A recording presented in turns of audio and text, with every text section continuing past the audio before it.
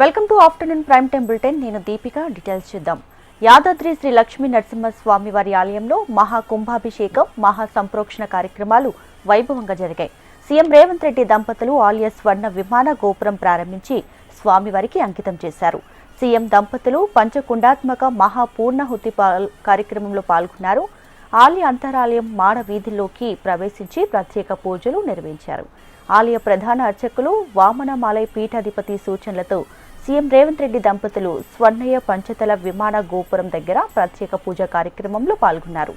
ఇక అంతకుముందు యాదాద్రి ఉత్తర రాజగోపురపు నుండి ప్రధాన ఆలయంలోకి సీఎం రేవంత్ రెడ్డి దంపతులు ప్రవేశించారు.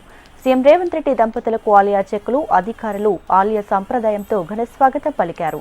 భువనగిరి ఎంపీ చామల కిరణ్ కుమార్ రెడ్డి, ఎమ్మెల్యే అనిల్ కుమార్ రెడ్డి, ప్రభుత్వ విప్ బీర్ల ఐలయ్య సహా పలువురు ప్రముఖులు ఈ కార్యక్రమంలో పాల్గొన్నారు. మహిమాన్విత సందర్భమే ఈ ఆవిష్కరణ మహోత్సవం.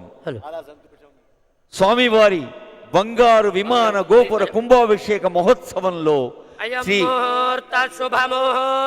అదిగో సుముహూర్తం.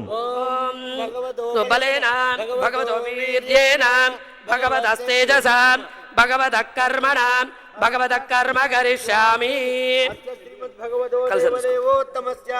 శ్రీమదఖిల సార్వభౌమాన్ బ్రహ్మాండ నాయకస్య దేవదేవస్య జగత్కుటుంబినః జగద్రక్షణార్థం అవతీర్ణస్య యోగానంద లక్ష్మీ